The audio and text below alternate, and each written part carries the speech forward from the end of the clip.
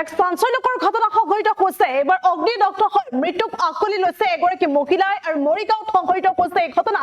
কিন্তু অগ্নিকাণ্ডৰ কাৰণে এই পৰ্যন্ত জানিব পৰা হোৱা নাই। মুহূৰ্তত দৃশ্যাংশ হৈ পৰিছে। পোনে পোনে দৃশ্যাংশৰ মাজলৈ যাব বিচাৰিছো। আৰু এক চাঞ্চল্যকৰ ঘটনা সংঘটিত হৈছে। এবাৰ অগ্নিদগ্ধ হৈ মৃত্যুক আকলি লৈছে এগৰাকী মহিলাই মৃত্যুক আকলি লৈছে আৰু মৰিগাঁৱত এই ঘটনা সংঘটিত হৈছে। মৰিগাঁৱৰ ৪ নং ৱাৰ্ডৰ বাকৰি গাঁৱত অগ্নিদগ্ধ হৈ মৃত্যুক আকলি লৈছে এগৰাকী মহিলাই। কিন্তু অগ্নিকাণ্ডৰ কাৰণ এই পৰ্যন্ত জানিব পৰা হোৱা নাই আৰু এই সমগ্ৰ ঘটনা এতিয়া চাঞ্চল্য সৃষ্টি কৰা পৰিলক্ষিত হৈছে। আৰু ইতিমধ্যে ঘটনাস্থলীত আৰক্ষী উপস্থিত হোৱা দেখিবলৈ পোৱা গৈছে। সমান্তৰালকৈ উদ্ধাৰকাৰী উপস্থিত হৈছে আৰু এইদৰে অগ্নিদগ্ধ হৈ মৃত্যুক আকলি লৈছে এগৰাকী ৪৮ বছৰীয়া অবিবাহিতা মহিলা আৰু মহিলাগৰাকী ইতিমধ্যে জুৰি মহন্ত বুলি জানিব পৰা গৈছে।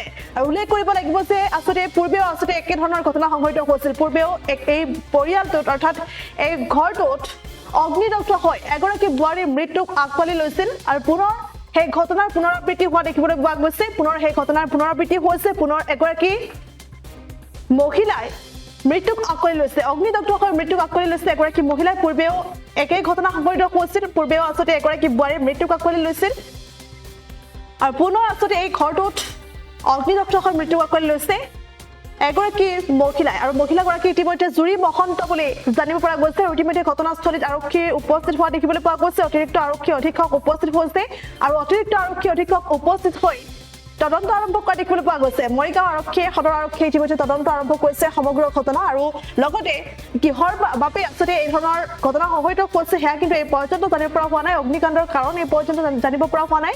আৰু মৰিগাঁৱৰ ৪ নং ৱাৰ্ডৰ বাকৰি গাঁৱত এই ঘটনা সংঘটিত হৈছে আৰু এইদৰে অগ্নিদগ্ধ হৈ ৰহস্যজনকভাৱে মৃত্যু হৈছে এগৰাকী মহিলাৰ আৰু মহিলাগৰাকী ইতিমধ্যে জুৰি মহন্ত বুলি জানিব পৰা গৈছে। কিন্তু অগ্নিকাণ্ডৰ কাৰণ এই পৰ্যন্ত জানিব পৰা হোৱা নাই। কিহৰ বাবে এই ধৰণৰ ঘটনা সংঘটিত হৈছে এই পৰ্যন্ত জানিব পৰা হোৱা নাই। কিন্তু আৰক্ষীয়ে যিহেতু তদন্ত আৰম্ভ কৰিছে, পৰৱৰ্তী সময়ত পোহৰলৈ আহিব অগ্নিকাণ্ডৰ প্ৰকৃত কাৰণ। এই মুহূৰ্তত ভাষ্য আহি পৰিছে, দৰ্শকলৈ আগবঢ়াইছে। এওঁকে ফোন কৰিছিলে। এওঁ দোকানৰ মানে চকীখনত বহি আছে। মই ইফালে দোকানৰ বাৰান্দাত আছিলোঁ। কোনোবা এটা কৈছে আপোনাৰ ঘৰত জুই জ্বলিল। এওঁ মানে ঘৰত আমাকে দৌৰি আহিলে। মই চাইকেলখন লৈয়ে ওচৰৰ দোকানীয়ে ক'লে মই দোকানখন আমি বন্ধ কৰি দিম, আমি বন্ধ কৰি দিম। মই চাইকেলখন তাতেকি আহিছোঁ, দেখিছোঁ যে জুই দেখা নাপাওঁ। ইফালে চাওঁ জুই দেখা, ইফালে চাওঁ জুই দেখা নাপাওঁ। ইফালে কৈছে ইফালে ইফালে পাছত ক'লে সেইফালে কৈছে পুলিচ তেতিয়া আহিলে। তেওঁলোকে ক'লে যে নাই, তাতে দেখোন জ্বলি আছে ছোৱালীজনী। কোনোবা আছে ছোৱালীজনী জ্বলি আছে, জ্বলি থকা অৱস্থাত নাই তেতিয়া মানে নুমালে, কোনোবাই নুমালে নুমাই আছে। নামটো কি আছিল? জুৰি মহন্ত। জুৰি মহন্ত। আপোনাৰ কি হয়? মোৰ ভণ্টি হয়। মই একো সন্দেহ হোৱা নাই। কিন্তু তাই নিজে এইটো কৰিছে নেকি? ওচৰত কাপোৰ চাপোৰ আলনাডাল আছিল নহয়, আলনাডালৰ ওচৰতে এইটো হৈছে তাৰমানে। তাই এইটো কিবা কৰিছে নেকি? এইটো ভালকৈ ধৰিব নোৱাৰোঁ নহয়। এইটো মোক এতিয়া তাইতো ভালে সদায় থাকে, ভালে খায়, ভালে ঔষধ খায়, টাইমত বস্তু খায়। মই এতিয়া কেনেকৈ কি ক'ম এতিয়া? আৰু তাই আজি ভালে আছে, তাই বহি আছে। মই ৰাতিপুৱা ৰুটি চাহ ভালকৈ দি কৰিয়ে গৈছোঁ। দি পেলাই মই ঘৰলৈ দোকানলৈ গৈছোঁ। মই সদায় যাওঁ দোকানত। আৰু আহি প্ৰথম তাইকে মাত দিওঁতে বিচনাখন শুই থাকে। আকৌ ৰাতি ভাত খাই তাই নাখালে আমিও নাখাওঁ বুলি কওঁ। তেতিয়া আমি একেলগে খাওঁ ভাত।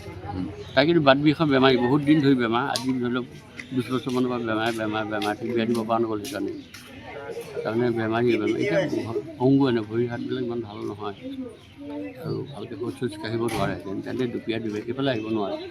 তেন্তে ভাত খাই ৰুমত যায়, ভাত খাই কেতিয়াবা গা চা মই ধুৱাই দিওঁ। চেম্পু টেম্পু ধুৱাবলগীয়া হ'লে মই ধুৱাই দিওঁ। এনে চিম্পুল তাই পায়খানাটো কৰিব যায়, আহে। সেনেকুৱা অৱস্থা। এনে তাই স্কুলত কলেজৰ মানে জুৰি মহন্ত আছিলে। এনে তাই আমি ঘৰত দিলি বুলি মাতিম। কেনেকৈ তাই অকলে আছিলে ঘৰত। কেনেকৈ কি হ'ল আমি গম নাপাওঁ। তাৰ জুই জ্বলি গ'ল। জ্বলি গ'ল বুলি কৈছে। দৌৰ মাৰি আহিছোঁ আৰু পিছত চন্দুৱে হেৰি নকৰা মই বস্তু উলিয়াই থাই মই লাগিলোঁ হেৰি চিলিণ্ডাৰ আছিল যে বয়স 40-42 এনেকুৱা কিবা এটা হ'ব। 40-42 কিবা এটা হ'ব। বয়স হৈছে ছোৱালীজনী, বিয়া নহ'লে নহয়।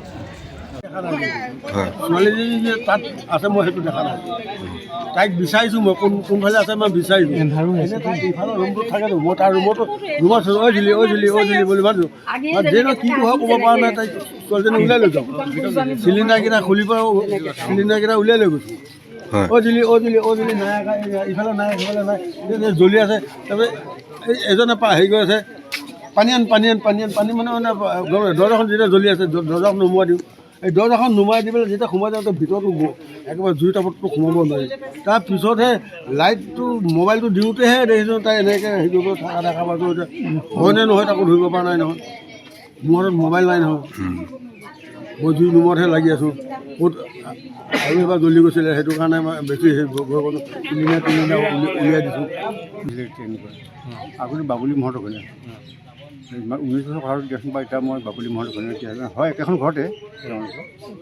আৰু তাৰপিছত এই জুৰি মহন্ত এতিয়া এইটো ঘটনাটো দেখিছোঁ এইবাৰ আচৰিত আৰু কথাটো আৰু ঘৰটো বিপিন মহন্ত ককায়েকো দোকানতে আছে মই আহোঁতে দেখাই পাইছোঁ এইবোৰ তৰ্কৰ পিছত পেট নাই আজিলৈ তেওঁলোকৰ ঘৰত দেখা পাইছোঁ কোনো হাই কাজিয়া নাই পেচাল নাই আৰু নিজৰে ইহঁতৰ ঘৰে মই খোৱা বোৱা মানুহ আগৰ পৰা সৰুৰ পৰা আমি 19 বছৰ আগতে কি হৈছিলে তাৰমানে ব্ৰেইনটো অলপ খাৰাপ পাওঁ পৰিয়ালটো কি হৈছিলে 19 বছৰ আগতে কি হৈছিলে তাৰমানে তেওঁ ব্ৰেইনটো অলপ গণ্ডগোল ইও অলপ গণ্ডগোল ময়ো দেখা পাইছোঁ গোটেই ভৰিহাত কিবা